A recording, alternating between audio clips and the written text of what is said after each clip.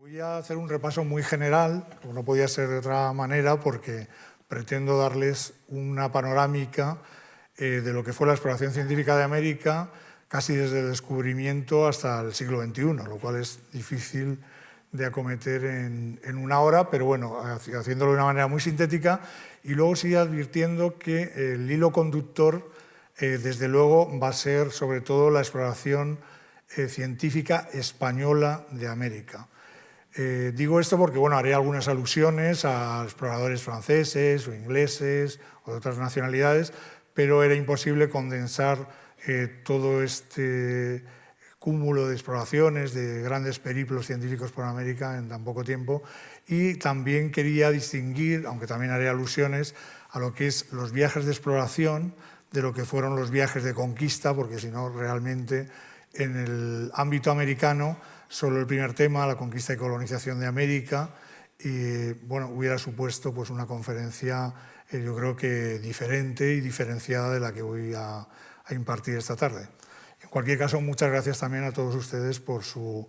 masiva asistencia a esta charla. En primer lugar, bueno, habría que decir que para el descubrimiento de América, para el descubrimiento científico de América, no es una cuestión que aparece desde el descubrimiento y menos desde antes del descubrimiento. Entonces, una de las ideas quizá que habría que tener más en cuenta es que incluso antes del descubrimiento la mentalidad europea y los científicos europeos se rodeaban de creencias que realmente no eran científicas, eran unas creencias más bien de carácter mágico y que recogían pues, las tradiciones medievales de la propia ciencia o pseudociencia europea, como pasaba en el ámbito geográfico. En el ámbito geográfico fue, yo creo que uno de los motores, no el único, y se ha discutido mucho sobre las digamos, motivaciones que impulsaron al almirante, a Cristóbal Colón, a embarcarse en su aventura de descubrimiento americano, pero, entre otras cosas, aparece en sus escritos y en el de otros navegantes de la época un mito, que es el mito de Antilia, de una gran isla que se encontraba al oeste de la península ibérica, en ese mar Atlántico todavía muy desconocido, y que sirvió un poco, junto a otros, las islas de las 7 ciudades, o California, que luego se convertiría ese territorio mítico en un territorio real, en los motores míticos de algunos descubrimientos geográficos. En el descubrimiento de América, evidentemente, cambia el panorama porque la ciencia europea se enfrenta a un mundo nuevo en todos los sentidos. Se encuentra con unas tierras nuevas, en principio son unas tierras que nuestros exploradores y los de otras nacionalidades creían que estaban situadas, como ustedes saben, en territorio asiático, y en los primeros mapas así aparece como una tierra incógnita, pero que se liga cartográficamente a un apéndice de Asia. Aparece en esas primeras representaciones, además, lo que ha llamado el profesor Rojas Mix la América imaginaria, muchas representaciones donde se empiezan a repetir algunos mitos de esa ciencia medieval europea y algunos de los relatos tan poco exactos de los primeros viajeros. En esta representación, por ejemplo, que es de finales del siglo XVI, donde se representa el encuentro de Américo Vespucci, no es Colón, podría ser, pero es Américo Vespucci, con una representación de una India, que es América, encarnada, pero al fondo, si se fijan, por ejemplo, aquí se está haciendo una ceremonia o comilona de supuestos salvajes que están merendándose a otros indígenas americanos. Un mito, por ejemplo, de la antropofagia que se va repitiendo a lo largo de todo este proceso descubridor, junto con la aparición pues, de otros elementos míticos como algunos animales o seres deformes que en realidad procedían de esa mitología, como les digo, europea anterior o coetánea al descubrimiento de América. En este mapa, por ejemplo, la carta de Sedel, que es de 1493, prácticamente coetánea del descubrimiento de América, si se fijan en el margen izquierdo, van apareciendo una serie de personajes que proceden de la mitología anterior, de la mitología medieval, y algunos de los cuales se van a repetir luego en las representaciones y en la imaginación de esos viajeros que se encontraban, como digo, con una nueva naturaleza que muchas veces no sabían interpretar. También hay historiadores que piensan que los viajeros inventaban, pero yo soy más partidario de pensar que de alguna manera imaginaban un mundo más parecido al propio, al mundo europeo, y de ahí la denominación, por ejemplo, de las plantas y los animales, buscando sinonimias, nombres de algo que se pareciera, y cuando no lo sabían interpretar, porque era muy diferente, buscaban en el bestiario medieval europeo o en el renacentista para imaginar eso que ellos no sabían cómo interpretar. Quizá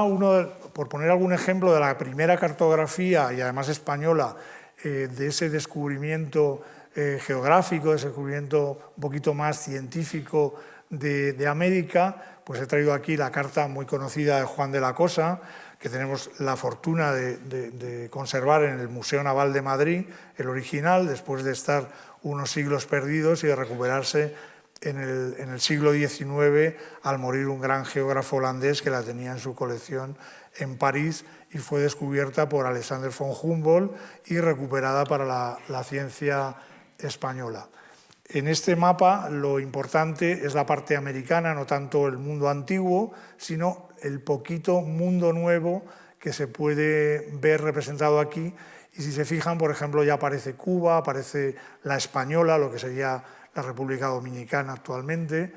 Puerto Rico, la cadena de islas, las Antillas Menores, y todo ello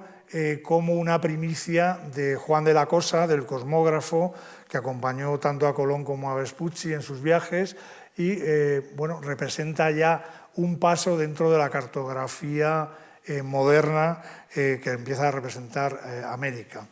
Esa cartografía que va evolucionando y que en 7 años, aunque hay historiadores que consideran que esta carta es posterior, pero bueno, lo oficial, digamos, es que es de 1507, es una carta alemana de Wasmuller, y en la que aparece también representado América de una manera muy, muy deforme, y donde se le empieza a llamar por primera vez América. Wasmuller, como alemán, recoge muchas de las tradiciones geográficas centroeuropeas, que a su vez están recogiendo los viajes de descubrimiento de Américo Vespucci, al que le dedican el mapa junto a Ptolomeo, y en esa dedicatoria, que hacen de una manera, bueno, pues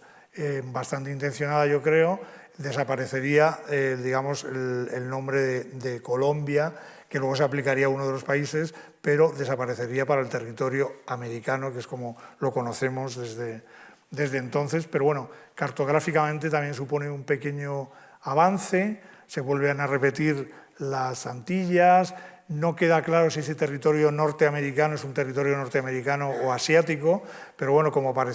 irá apareciendo y desapareciendo a lo largo de la cartografía renacentista. Me parece más interesante esto que les comentaba antes, de cómo ese ojo europeo, del explorador europeo que se enfrenta al Nuevo Mundo,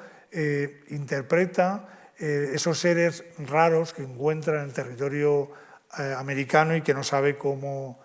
representar. Entonces, cuando vemos este tipo de representaciones, como este hombre que en la literatura medieval aparece como una especie de patagón, que dicen que se tumbaba en el suelo y que con el pie se daba sombra, que aparece luego repetido, y va apareciendo repetido en toda esa mitología americana del Nuevo Mundo, junto con otros que no tenían cabeza, que tenían la cara en el pecho, que se van repitiendo también, o mitologías más clásicas del mundo antiguo, como las sirenas, los unicornios, o esta especie de ballenas asesinas que sorprenden a los marinos, se enfrentan con una fauna oceánica diferente a la que ellos conocían en el Mediterráneo, y normalmente los representan como seres agresivos y monstruosos, ¿no? Frente a esta idea mitológica, hay que decir que aparecen una serie de protoexploradores o protocientíficos que en realidad no son científicos, no tienen esa formación en general, sino que son lo que conocemos como cronistas de Indias, son a veces frailes, a veces escribanos, algún médico, que acompañan a esos primeros exploradores y que tienen la suerte y la habilidad de describir de una manera un poquito más perfecta lo que fue la flora, la fauna y los seres que habitaban esos territorios míticos. Lo cual no quiere decir, por ejemplo, aquí en este, que vemos representada la piña unas primeras veces, los armadillos, que se repetirán constantemente porque debían ser de los animales que más les llamaban la atención. Esa especie de animal acorazado, como si fuera un rinoceronte diminuto americano, aparece representada muchas veces junto con este otro, que es una iguana, representada de una manera muy sencilla y que en algunas ocasiones aparecerá, como veremos, representada como un dragón. ¿Por qué como un dragón? Porque es un ser, la iguana, para ellos absolutamente extraño, desconocido, y que se asemeja a esos dragones de la mitología antigua que ellos han visto representados, por ejemplo, en los códices o en los beatos medievales. De esa manera, por ejemplo, aparte de Gonzalo Fernández de Oviedo, del que hemos visto alguna imagen, el que se consideran los historiadores primer explorador científico de verdad al territorio americano es este señor que era de la Puebla de Montalbán, de Toledo, Francisco Hernández, que era protomédico del rey Felipe II y que va a América en esas fechas, 1571 al 77, con el encargo de Felipe II de buscar plantas y animales que pudieran servir para hacer una nueva farmacopea, un nuevo libro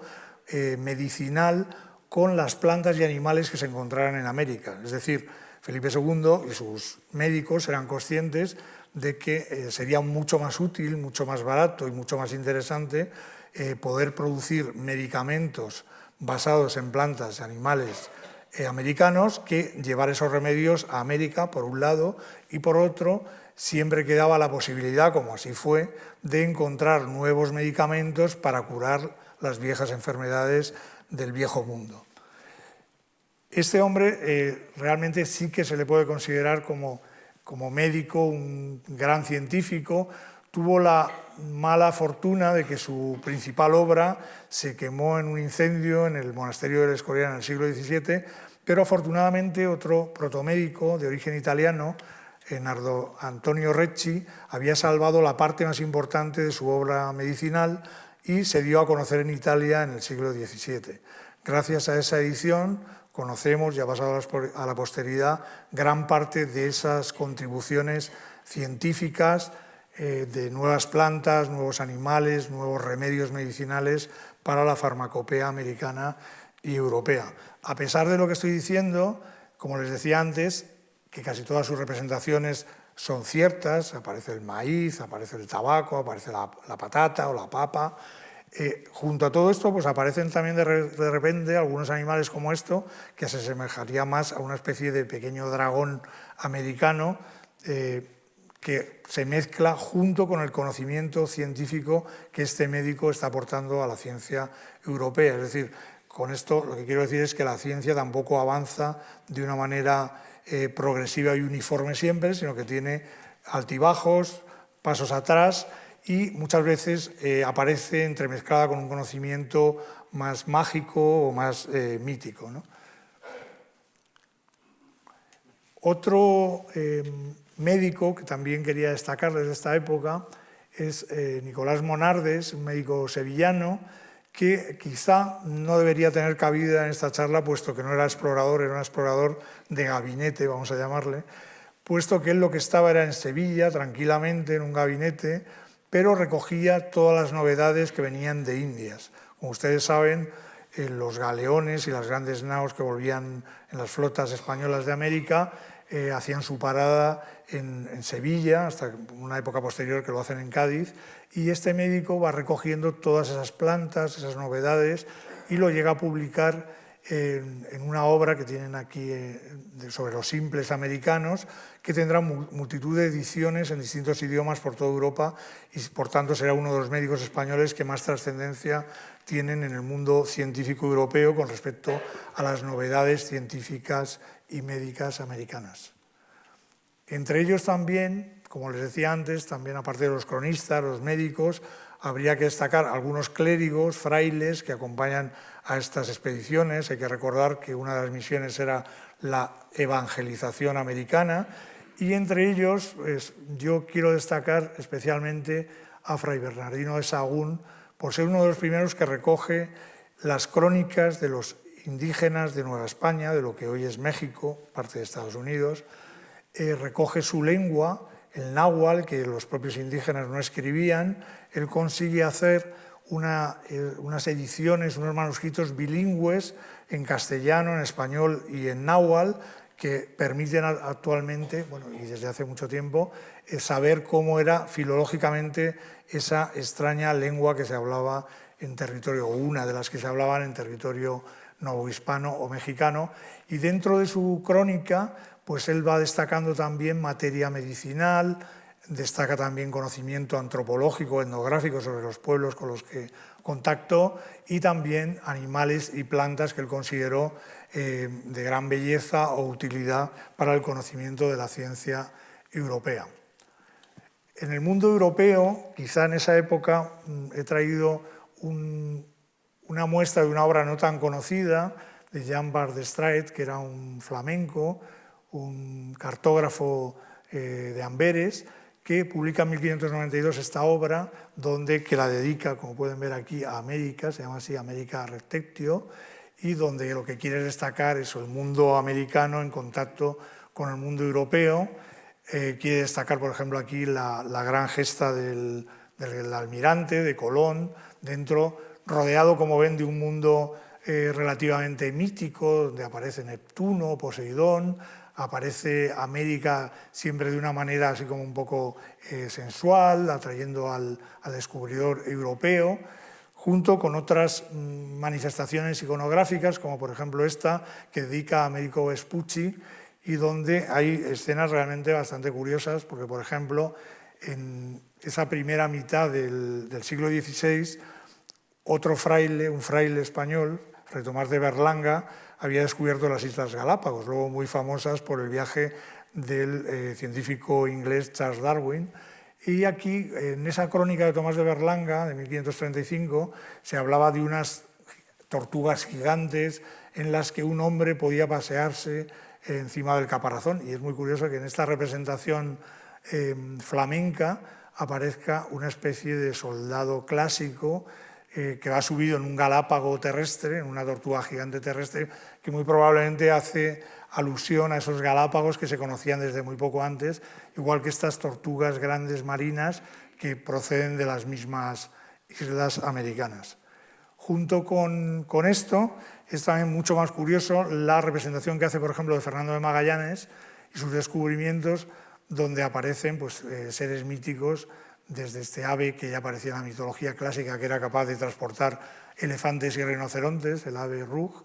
o otro tipo de... Bueno, aquí aparece claramente la Tierra de Fuego, los Patagones, no se sabe muy bien por qué comiéndose una flecha. Bueno, un tipo de representación donde se mezcla mucho la mitología y la representación incluso estética clásica, yo diría que grecorromana, junto con esa mitología medieval europea y la sorpresa del Nuevo Mundo y los seres que lo habitaban. El siglo XVII para España no es un siglo de grandes descubrimientos científicos en el terreno del Nuevo Mundo, de América, y por eso haré una leve alusión a otros viajes que van por lo que era territorio colonial español, pero no exactamente españoles. De españoles hay una obra poco conocida que quedó manuscrita y está todavía por estudiar, se está estudiando en la actualidad, de Bernardo de Cienfuegos, un erudito que intentó hacer una gran enciclopedia de las plantas del mundo conocido, no solo de América, sino de América, Asia, África y Europa, en el siglo XVII. Son, creo recordar, 12 o 13 volúmenes que se conservan manuscritos en la Biblioteca Nacional de Madrid, y es una especie de joyita enciclopédica, vegetal, en la que intenta hacer una enciclopedia, adelantándose a los enciclopedistas del siglo XVIII, de ese mundo conocido en el ámbito vegetal. Pero fuera de esta obra realmente hay que saltar ya al periodo ilustrado, del que les hablaré ahora, para ver cómo nuestros viajeros, nuestros exploradores, recorrieron con una mentalidad más científica el mundo americano. Es muy contrastante que mientras que Francia o Inglaterra, para Francia, Inglaterra, Holanda o Alemania, el siglo XVII es el siglo de la revolución científica, esto no sucede en España. Y en España, mientras que hay una gran eclosión en el mundo cultural, literario, artístico, en el terreno de la ciencia pues sufrimos realmente una decadencia bastante notable. Quizá no tanto como pensamos, porque también es un siglo XVII poco investigado, pero realmente sí se ve un decaimiento con respecto al siglo XVI o a la eclosión que luego veremos de esa exploración en el siglo XVIII. En el siglo XVII correspondería más a otras potencias como Francia, que utiliza también curiosamente muchas veces clérigos en estas exploraciones de carácter, sobre todo las naturalistas, como Charles Plumier, que va a recorrer sobre todo el territorio antillano, o Jean-Baptiste Labat, que es muy reconocido luego aquí en España, su influencia, también otro clérigo que también se centra sobre todo en las islas del Caribe. Y van haciendo viajes entre el siglo XVII a caballo, normalmente entre el siglo XVII y los inicios de la Ilustración francesa, como sería también en este caso, por ejemplo, las expediciones al Estrecho de Magallanes, que en ese momento se están disputando Inglaterra, Francia y la propia España, empezando por el propio estrecho y luego por las Islas Malvinas, que han seguido como una maldición disputándose por distintas potencias durante varios siglos, ¿no? Aquí se ve representado pues, algunas de las representaciones que hacía este viajero francés, donde se representa eso, un poco se exagera el tamaño de los animales y bueno, un poco la sorpresa ante ese contacto también con el mundo indígena americano. Y hay un fenómeno también curioso en esos últimos años del siglo XVII, primeros del XVIII, que es la exploración científico y cartográfica que hacen algunos corsarios y piratas, o por lo menos considerados por los españoles corsarios y piratas, y a veces como grandes héroes en Inglaterra, al hilo de sus incursiones como corsarios. Por ejemplo, Woodes Rogers hace un gran viaje de circunnavegación en el que, por supuesto, hace de pirata, apresa al galeón español que iba de Manila a Acapulco y se lleva todas las riquezas del galeón y va atacando los distintos puntos importantes de la costa hispanoamericana del Pacífico, o sea que no pierde ese carácter corsario, pero a la vez va recogiendo información de carácter científico, náutico y cartográfico en sus incursiones, como harán otros corsarios de los que no voy a hablar hoy. En el caso de Rogers hay una cuestión curiosa que la he traído por eso aquí un poco a colación, y es que cuando está en esas incursiones para en la isla de Juan Fernández buscando hacer lo que se llama la aguada, buscando agua y algunos alimentos, y se encuentra con un náufrago abandonado allí, que se llamaba Alexander Serlich, y es el que da lugar al mito de Robinson Crusoe, ¿no? Entonces ese mito que luego pasa a la literatura, Daniel Defoe escribe 10 años después ese gran Robinson, y luego hay toda una estela a lo largo del siglo XVIII de diferentes Robinsones, procede precisamente de esta incursión de este pirata en las aguas del Pacífico español. Hay también un primer contacto de los franceses con el territorio colonial español en América del Sur, que es también otro clérigo, un fraile mínimo francés, Louis Feuillet, que tenía formación de astrónomo, y este hombre hace distintas incursiones en el territorio sudamericano, y luego una que en el ámbito hispánico, en el ámbito español, era menos conocida, y bueno, la hemos publicado hace unos años, que fue una exploración que él hizo de las Islas Canarias, aunque da a conocer elementos de carácter cartográfico, astronómico, también de carácter naturalista, y lo que es más interesante para la ciencia europea era que iba a fijar, digamos, lo que era entonces el meridiano cero para la ciencia europea, mientras que ahora, como todos ustedes saben, tenemos el meridiano de Greenwich, pues en aquella época el meridiano cero era el meridiano de la isla de Hierro, no bien definido, y entonces la Académie des Sciences de París manda a este fraile, con permiso de las autoridades españolas, a recorrer las Islas Canarias para fijar, entre otras cosas, ese meridiano de Hierro, de la isla de Hierro, y bueno, como todos los viajeros, que ya se convierte en una especie de procesión y de manía de todos nuestros viajeros españoles, franceses, ingleses, la subida o al menos la medición del volcán Teide, que se convertirá también en una especie de mito, de icono de toda la exploración del Atlántico, de las Islas Canarias, pero también en su viaje a Sudamérica o África. La mayoría de los viajeros paran ahí buscando una ascensión y una medición de este gran volcán canario. Como hito científico en esa colaboración hispano-francesa, que por otro lado no nos debe extrañar mucho porque, como ustedes saben, en España a partir de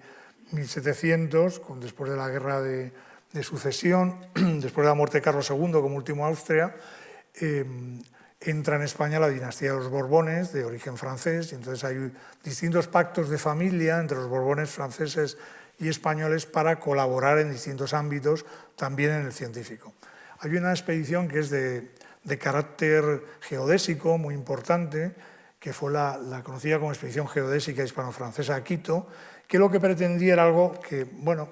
técnicamente es complicado de explicar, pero para entendernos había una discusión entre dos escuelas de pensamiento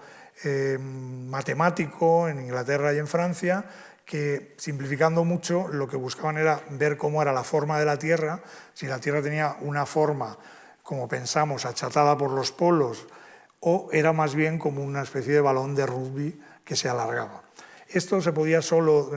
definir, se podía medir, haciendo dos exploraciones a dos puntos diferentes del territorio de la Tierra.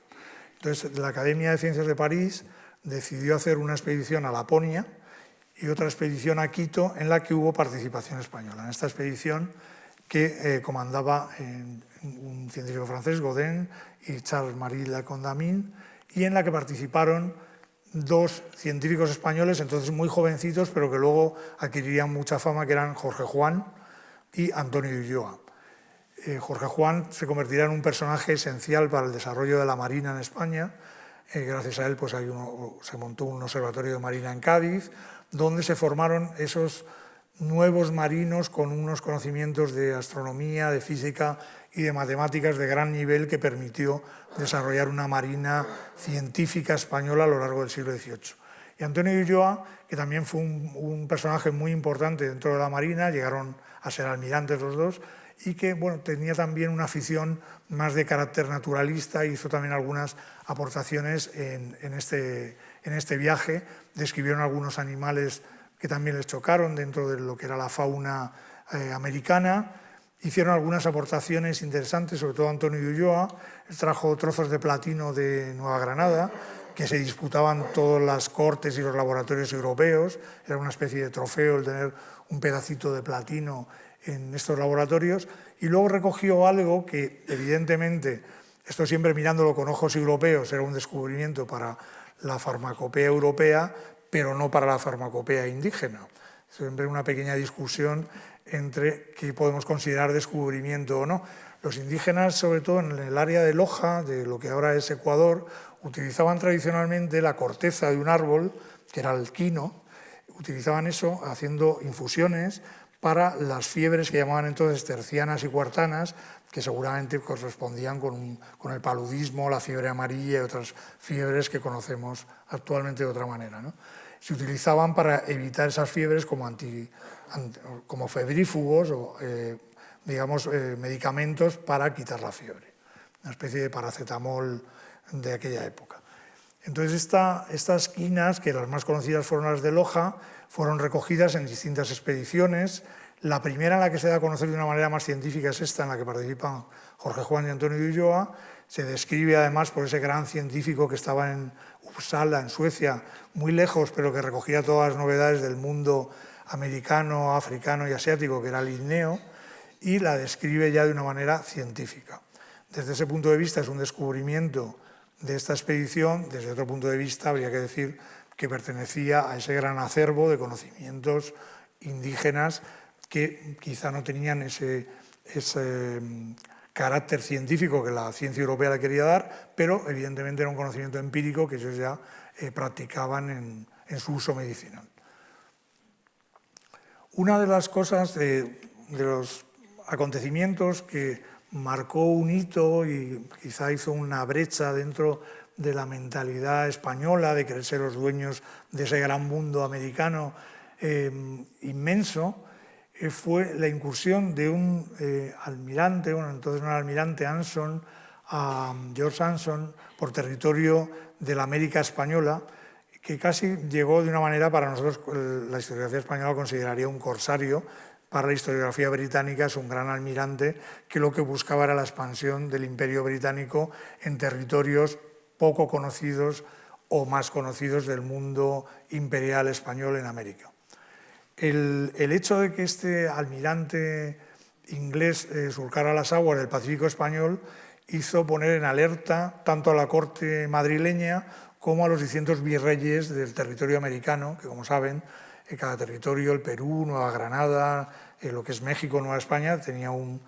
virrey que era la autoridad máxima dentro de ese territorio, y entonces pusieron en marcha distintas expediciones para controlar las posibles incursiones inglesas, francesas, holandesas en territorio español,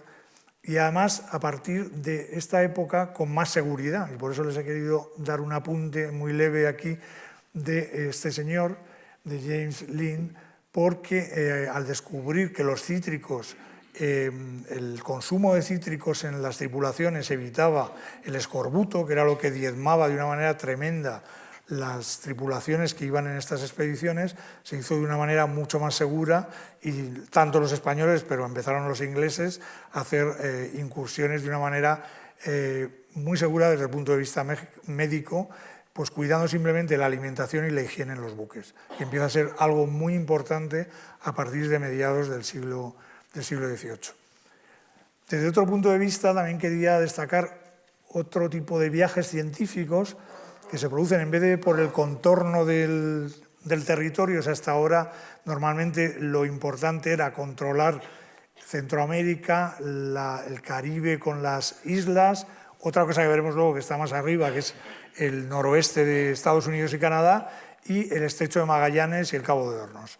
Pero hay un elemento que fue la disputa interior del territorio imperial entre Portugal y España, que hace que esta disputa por ver si los portugueses avanzaban hacia el oeste más o menos, que procuraban avanzar todo lo que podían para controlar más territorio que los españoles, e incluso ir quedándoselo progresivamente, subiendo sobre todo por el Amazonas como gran río de la región. Esto produjo que se intentaran distintos acuerdos entre las Cortes de Madrid y Lisboa en distintos momentos. Quizá el primer tratado importante es el de 1750, este tratado para intentar fijar los límites, pero curiosamente, aunque las comisiones que tanto Portugal como España nombran son generalmente ingenieros cartógrafos, ingenieros militares que tienen que ir a poner la línea de frontera, a marcar la frontera, los límites, da lugar a que estén en territorio americano, en el interior, durante muchos años y vayan describiendo otro tipo de cosas. Ellos van viendo, evidentemente, la naturaleza con la que se van encontrando, y aparte de medir dónde tenían que poner el mojón de la frontera, pues iban viendo también plantas nuevas, animales nuevos, etc. Una de esas comisiones, además, la Comisión al Orinoco, tuvo la fortuna de que se embarcase en la Comisión Iturriaga un discípulo de ese sabio sueco que les decía antes que estaba tranquilamente en Uppsala, pero que mandaba a sus discípulos como apóstoles a recorrer todo el mundo para ver las novedades zoológicas, botánicas, antropológicas, etc. Uno de ellos, Pedro Loefling, en español, vino a Madrid, estuvo aquí durante un tiempo para traer el nuevo sistema de clasificación de su maestro, de Linneo, y se embarcó en una de estas expediciones al Orinoco. Dio su vida porque realmente muere en el río Caroní, en un afluente del río Orinoco, pero deja para la ciencia una descripción de una materia americana del río Orinoco, y deja incluso en los anaqueles del Real Jardín Botánico de Madrid, donde todavía se conservan, multitud de descripciones, dibujos hechos por uno de los primeros dibujantes que iban en estas expediciones, que se convertirá ya en un hábito continuo, en el que en esas expediciones vayan dibujantes, muchas veces formados en la Real Academia de Bellas Artes de San Fernando de Madrid, o la de San Carlos de Valencia, o la de San Carlos de México. Son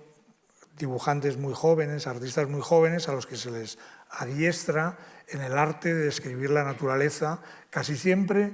guiados por las órdenes de los científicos, de los naturalistas, pero en algunas ocasiones ellos también se toman sus licencias artísticas. Como decía, con este discípulo llega la obra de este sabio sueco, de Linneo, que bueno, clasifica las plantas de una manera muy curiosa, muy artificial, fijándose en el número de estambres, de pistilos que tienen las plantas, no de una manera como hasta entonces, que era una manera más guiada por la morfología externa, sino por algo que parecía como más científico, que era hacer una anatomía de la flor, del fruto, verlo con una lupa, un microscopio, y al menos tenía esa apariencia de observación científica mucho mayor que la que había hasta entonces, y realmente y básicamente es el sistema que se ha mantenido hasta la actualidad con modificaciones. En esa expedición, desde luego, ya se proyecta una imagen geográfica diferente de ese río Orinoco, que se conocía casi desde la conquista, desde el descubrimiento, pero aquí ya se empieza a dibujar de una manera más científica, más con la norma cartográfica. Asimismo, como les decía, pues deja manuscritos como esta Flora cumanensis, la flora de Cumaná, de un territorio americano, dibujos maravillosos del cacao, de las piñas y de otras cerezas de Indias, otras frutas que aquí no conocíamos. La fauna del río Orinoco deja manuscrita una gran obra sobre la fauna del río, tanto de los peces como de los otros animales que habitan el río. Aquí, por ejemplo, pues pueden ver una piraña que él denomina caribito, que es el nombre común que también tienen ahí en algunas de estas zonas del Orinoco, y otro tipo de mantas, de rayas, en fin, todo tipo de animales. En la misma época, un poquito posterior, sigue esa colaboración que les decía antes con Francia, mientras el capitán Cook, al que España no deja entrar en sus territorios, está haciendo una observación astronómica muy importante, que es el paso de Venus por el disco del Sol en 1768 en la isla de Tahití. Francia, otra vez la Académie des Sciences de París,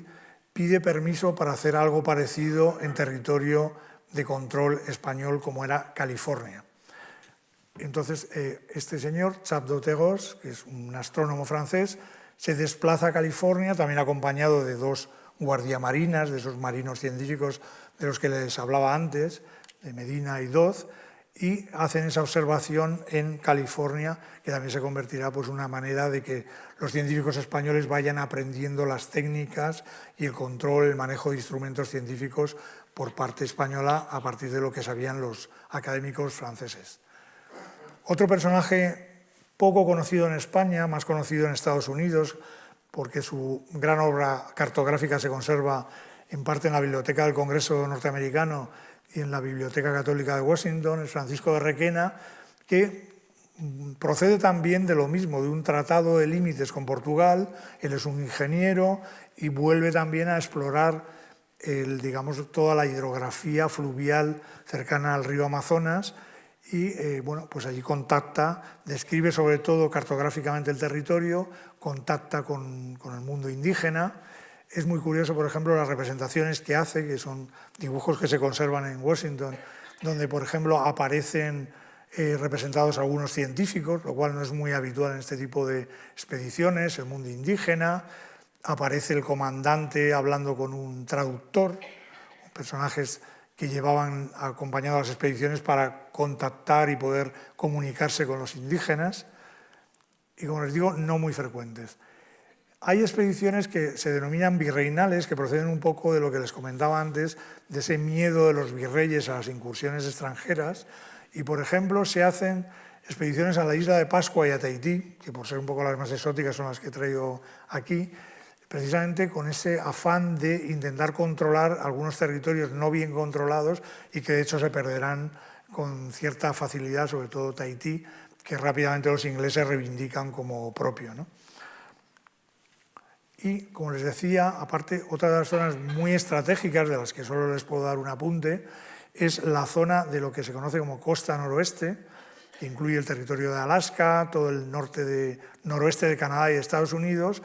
Es muy explorado por los científicos, los marinos españoles. Son cientos de viajes los que van aquí, Juan Pérez, Eceta, Bodega y Cuadra, Arteaga, etcétera, hasta llegar a la expedición que luego les hablaré un poquito más de Alejandro Malaspina, que lo que intentan es, por un lado, buscan el posible paso entre el Océano Pacífico y el Océano Atlántico. Había un mito español, de un navegante español, de Ferrer Maldonado, que decía, y casi por comparación y por equivalencia con el sur de América, que igual que en el sur había un paso que unía el Pacífico con el Atlántico, por, una teoría especular, debería haber un paso en el norte que uniera el Pacífico con el Atlántico, cosa que no era cierta y que, bueno, desgraciadamente a lo mejor se convierte en cierto por el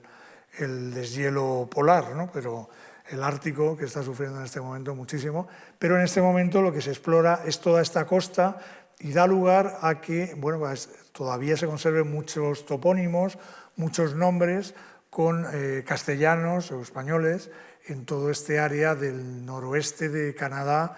y Estados Unidos. Nootka es una de las islas, lo que es hoy Vancouver, que es donde se produce el conflicto mayor entre los intereses españoles e ingleses. Recibe precisamente el nombre de Vancouver por el explorador inglés, que era George Vancouver, el que se desplaza a esa isla para negociar con nuestros exploradores la propiedad de todos estos territorios. Y por otro lado hay unas incursiones, pues son choques imperiales en la frontera, en esta zona, porque los rusos están también bajando, sobre todo los comerciantes rusos de pieles están bajando en ese momento por ese territorio también de la costa noroeste, más por interés comercial que geográfico, científico, pero bueno, finalmente también se embarcarán en este tipo de exploración científica en este área de América. La otra zona estratégica que les decía es el Estrecho de Magallanes, desde prácticamente el descubrimiento, por ese carácter estratégico que tiene y que buscan todas las potencias, especialmente Francia, Inglaterra y España. De toda esa multitud de viajes, yo he querido destacar el de la fragata Santa María de la Cabeza, ya en el último tercio del siglo XVIII, porque ya es un viaje en la que va esa marina ilustrada con grandes conocimientos y hacen un levantamiento cartográfico de primer nivel, hasta el punto de que 100 años después va otra expedición española y no logra mejorar la cartografía que ha levantado esta fragata en este viaje de carácter cartográfico, aunque también naturalista, puesto que el médico y un naturalista recogen también plantas y animales. Aún así, a pesar de que ya en esta época ya se siguen las pautas de lo que sería la ciencia cartesiana, con una metodología, con lo que es el método científico, todavía se ven, a pesar de ese avance, se ve en las narrativas de los comandantes, de los marinos, se ven estos mitos que proceden de un periodo muy anterior. Por ejemplo, el mito de los patagones gigantes, este que aparece desde el siglo XVI, aparece en esta obra, que es la obra del comandante Byron, un comandante inglés del siglo XVIII, y todavía lo sigue representando como enormes frente a un inglés que aparece representado en este grabado. Otro naturalista, quizá el que se sale más del ámbito de la botánica, pero también de carácter ingeniero militar, como otros que he nombrado, como Requena, que también aparece embarcado en una comisión de límites, pero en la que se aburrió tanto, estuvo tantos años perdido en territorio americano buscando las comisiones portuguesas para poder fijar dónde fijamos los límites, la frontera de nuestros dos imperios, que apoyándose en la obra de Buffon, de un gran científico francés, que era la que tenía a mano, donde él podía comparar los animales que él iba viendo en el Paraguay con lo que él estaba viendo, llega a desarrollar una obra que se publica en París a principios del siglo XIX, una gran obra sobre los cuadrúpedos del Paraguay y otra sobre las aves del Paraguay, con el apoyo del gran Cuvier, Georges Cuvier, que era como el zoólogo más importante en el mundo en aquella época, y por lo que llega a tener una gran relevancia en el mundo de la ciencia que seguramente él nunca esperó. Él, como ingeniero militar, seguramente estaba más dedicado al mundo militar y al mundo de la geografía y la cartografía del territorio español, pero realmente pasa como gran naturalista a la historia de la ciencia, hasta el punto que es, si no me equivoco, el único español citado por Charles Darwin en El origen de las especies y en El viaje de un naturalista alrededor del mundo, tomándolo como fuente de conocimiento. Luego hay un grupo, ya estando en plena Ilustración, en el periodo en el que la razón manda sobre el mito, la magia e incluso la religión, en estos viajes a América, encontramos un grupo de expediciones, de exploraciones de carácter sobre todo naturalista, entre las que habría que destacar esta primera de Ruiz y Pavón. Este es Hipólito Ruiz, un naturalista de Belorado, de Burgos, que se forma en Madrid en el Real Jardín Botánico y que llega en esa fecha, 1777, al Perú para explorar las novedades botánicas. Todavía ya España se incorpora a ese mundo de la ciencia, de intentar entender cómo es la naturaleza que nos rodea, y luego, por supuesto, también con afanes útiles, utilitaristas, que son típicos también de este periodo ilustrado. La ciencia se entiende como un conocimiento muy interesante para el progreso de la humanidad, pero también debe ser útil. Es una de las cosas que se repiten constantemente en la retórica del mundo de la Ilustración y también de la Ilustración española. Entonces, esta expedición, en el caso del recorrido de Perú y Chile, como digo, además de dar grandes novedades botánicas al mundo científico europeo, van obsesionados con la descripción de las quinas, de esas famosas quinas del Perú y de Ecuador de las que hablé antes, y luego la búsqueda de maderas útiles, sobre todo en el caso chileno, para la fabricación de buques de la Armada, algo que a España le interesaba especialmente, puesto que teníamos astilleros, grandes astilleros en Cádiz, en Cartagena, grandes astilleros en América, como en Guayaquil, o La Habana todavía más, ¿no? Donde había un gran astillero donde se fabricó gran parte de la Marina de Guerra española en el siglo XVIII. Dentro de esas expediciones naturalistas, botánicas, se ha conocido más, quizá les suene más, porque se le ha dedicado más exposiciones, más programas de televisión. A José Celestino Mutis, es un gran médico gaditano que va como médico acompañando a un virrey a Bogotá, también en el siglo XVIII, pero que es el gran ilustrado, el médico que quería emular a los grandes científicos europeos. Y este médico, que lleva volviendo loco a la corte desde los años 60, con memoriales pidiendo que por favor, que le aprueben una expedición. Al cabo de 20 años lo consigue y arranca hacia el año 1781 una gran expedición que recorrerá todo lo que es el territorio actualmente de Colombia y parte de Ecuador, lo que era Nueva Granada, y consigue hacer algo muy interesante, y es una flora que podría denominar icónica o iconográfica, en contraste con las grandes descripciones de los botánicos del siglo XVIII. Su obsesión fue hacer dibujos de las plantas, más que describirlas. Hace floras descritas, pero no tienen tanto interés, pero sí logra hacer un gran herbario y luego hacer una gran colección, son alrededor de 6.000 láminas que se conservan también en el Real Jardín Botánico de Madrid, y que tienen una curiosidad, son de gran formato y están dibujadas por una escuela de indígenas que monta José Celestino Mutis en territorio colombiano. Él enseña a jóvenes ecuatorianos y colombianos, casi todos indígenas, a dibujar, a colorear con tintes naturales esos dibujos de las plantas que ven en vivo, y el resultado es un gran tesoro artístico que, como digo, tenemos la fortuna de tener en Madrid. Y quizás sea el mayor legado de este médico de Cádiz. En esa misma línea hay otro médico aragonés, Martín de Sesé, y también muy conocida la expedición por su discípulo José Mariano Mociño, mexicano, que estos hacen una expedición al territorio de Nueva España. Generalmente lo asimilamos al México actual, pero en realidad era un territorio mucho mayor, un territorio que comprendía parte de los actuales Estados Unidos, que realmente era territorio de Nueva España, aunque luego Estados Unidos lo incorpora progresivamente con campañas de conquista al oeste, y parte de Centroamérica. Incluso administrativamente dependían también otros territorios como los territorios antillanos y centroamericanos. De hecho, esa expedición tiene dos variantes que van a explorar también, además de México y Estados Unidos, o Norteamérica, van a explorar Cuba, dan las primeras ideas para que en Cuba se institucionalice, por ejemplo, el Jardín Botánico de La Habana.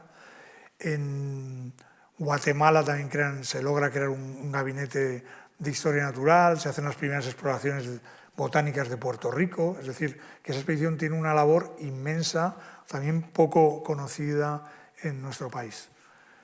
De hecho, el primer jardín botánico que se hace en América es en este año, se hace en el Palacio Virreinal, este palacio que alguno conocerá, que está en el Zócalo de la Ciudad de México, y tenía un pequeño terreno en el interior, en uno de los patios, donde se instala el primer jardín botánico de carácter moderno de toda la América hispana. De la misma manera, se instala un poquito más tarde un primer gabinete de historia natural en México, que luego en parte es replicado también en la ciudad de Guatemala. Y en territorio cubano hay otra expedición científica también muy interesante, que en realidad tiene también otra peculiaridad, y es que mientras que todas estas que estamos viendo son grandes expediciones que organiza la Corona, tienen un número de instrumentos, un número de expedicionarios, van con una cierta dotación, a veces se hacen los buques ex profeso, otras veces no. La expedición que se conoce como del Conde de Mopox o Real Comisión de Guantánamo, lo peculiar que tiene es que está instigada por los propios criollos cubanos que tenían un gran peso en la corte de Carlos IV y muy pegados, digamos, muy cercanos al valido, a Godoy. Entonces logran que se cree una expedición muy de acuerdo a los intereses que el Real Consulado de La Habana,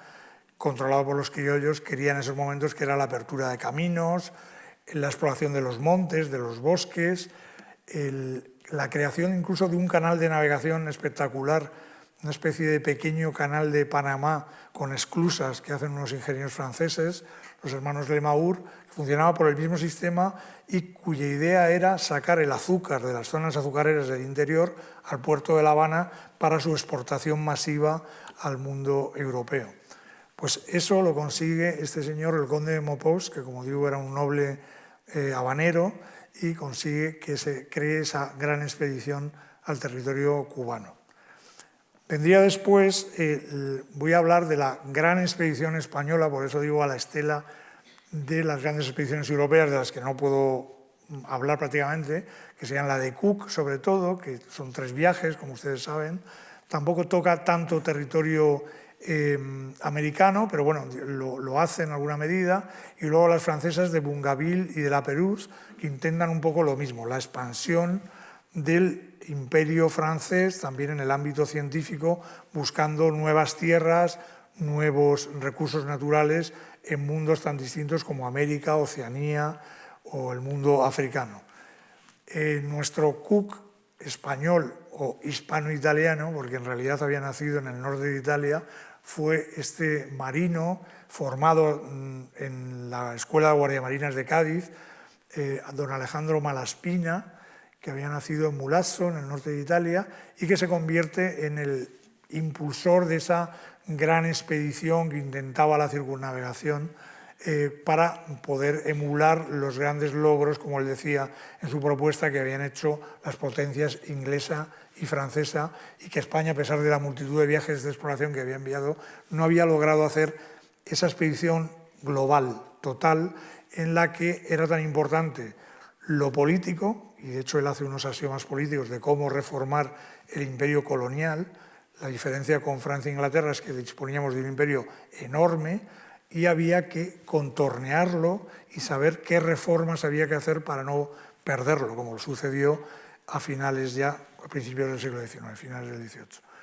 Este hombre, en ese sentido, era un gran ilustrado, hace esa obra política e impulsa una obra, un viaje, donde tiene cabida la investigación astronómica, cartográfica, hidrográfica, geográfica, zoológica, botánica, antropológica, es decir, buscando eso, la gran expedición ilustrada española de finales de siglo. Hace este viaje inmenso, como ustedes pueden ver, pues toca tanto territorio americano como luego territorio australiano, es de los primeros que describe la colonia penitenciaria de Sídney, cuando están los ingleses todavía intentando montar esa ciudad que luego se convertiría en una ciudad de las más importantes de Australia. Hay un caso especial muy poco conocido en España, que es una incursión que hacen en esta bahía, Andasky, en la isla sur de Nueva Zelanda, y que conserva todavía topónimos españoles, por ejemplo, la isla Bauzá, porque nuestro gran geógrafo Bauzá es uno de los que hace esa incursión y hace un levantamiento de uno de los fiordos de esa isla sur de Nueva Zelanda. Entonces, bueno, pues es un hito, yo creo, interesante dentro de la multitud de avances del conocimiento que produce esta expedición Malaspina, que cuenta con científicos además de origen extranjero, como este botánico que era Louis Ney, que era francés, otro que era checo, Tadeo Henke, otros, Antonio Pineda, que era hispanoamericano, había nacido en Guatemala, familia española, militar también, otros grandes naturalistas, y, como decía, hacen una representación masiva del territorio colonial. Es de las expediciones que tiene un grupo de artistas,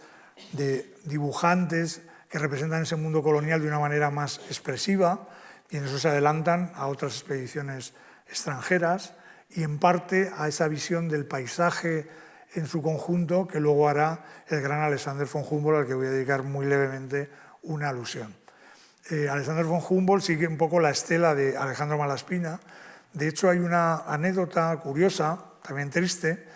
y es que cuando Alejandro de Humboldt va a salir por el puerto de La Coruña, su tocayo Alejandro Malaspina está en ese momento detenido en el castillo de San Antón por haber participado en una conspiración contra Godoy. Y dado esa participación o supuesta participación en esa conspiración, todos los materiales de Malaspina quedan arrumbados, excepto algunos mapas que los propios marinos, compañeros de Malaspina, irán dando a conocer, pero la mayoría queda arrumbado, además con una orden de Godoy que yo he visto personalmente en el Archivo Histórico Nacional, bastante cruel, en la que se dice que las resmas de papel destinados a la publicación de los resultados de esa expedición de Alejandro Malaspina pasen a formar el cuerpo de los nuevos tratados de equitación. Es decir, se le da un cambio absoluto a ese resultado de la ciencia, se deriva hacia otro objeto, como por otra parte pasó con nuestro querido Museo del Prado, que en realidad iba a ser una gran academia de ciencias y un museo de historia natural, pero que ante la poca gracia que le hacía a nuestro rey Fernando VII pasó a convertirse en un gran museo de pintura, lo cual también es de agradecer, pero vamos, por motivos muy indirectos, ¿no? Pues como decía el gran Humboldt, cuando sale del puerto de La Coruña, hace un recuerdo emocionado a Alejandro Malaspina y dice, ahí gime en la mazmorra, gime ese hombre que tanto ha dado a la ciencia europea, ¿no? Mientras él está saliendo, y luego será mucho más listo porque volverá por Francia para evitar posibles conflictos con las autoridades españolas. Muy levemente les quería apuntar también que, además de su exploración americana, que es fundamental para esa nueva imagen de América en Europa, fue conocido, y aquí está Eduardo Martínez de Pisón como gran geógrafo que es, que puede decirnos que repetidamente se le dice que además del gran descubridor, el segundo descubridor de América es el descubridor de la meseta castellana. Entonces yo, como poco experto en este tema, bueno, pues hice una pequeña incursión y decía, bueno, ¿dónde lo dice? Porque esto no aparecía en ninguna parte. Entonces encontré en una revista alemana de 1827 que efectivamente ahí recogía la descripción de Castilla, la descripción geográfica, en la revista Erta, y luego dibujaba los perfiles de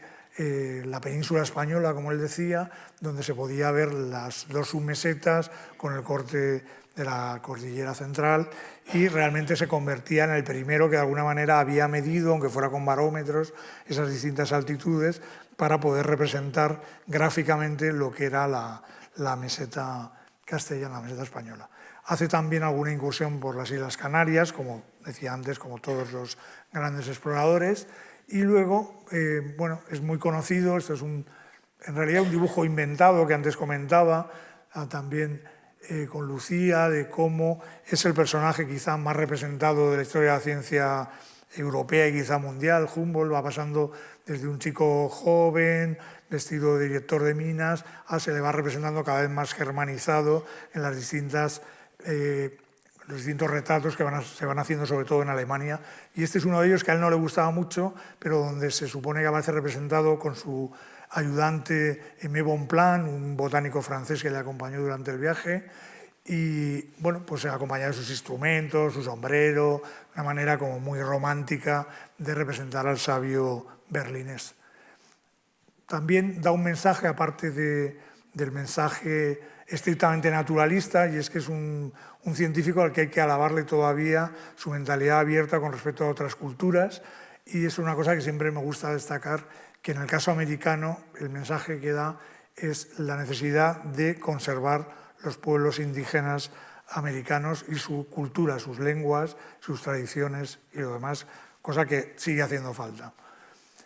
Muy rápidamente ya en el siglo XIX, acatando esta vuelta muy panorámica a la exploración científica, sobre todo de los españoles en América, hay como un pequeño revival a mediados del siglo XIX, que sí he estudiado con más detenimiento. Es en la época isabelina, una época en la que España vuelve a estar ligada internacionalmente a Napoleón III, a Francia otra vez, y bueno, hay una especie de movimiento que nos puede sonar cercano de optimismo, no digo de ahora, de hace unos años, también en la ciencia, y entonces se organiza una comisión científica en el Museo de Ciencias Naturales y en el Jardín Botánico para acompañar unas fragatas de guerra, algo mal pensado, por territorio americano. Esta comisión, como las anteriores, está muy bien organizada, con bastante dotación, pero tiene el mismo problema, y es que la vuelta, la ciencia española no es capaz de asimilar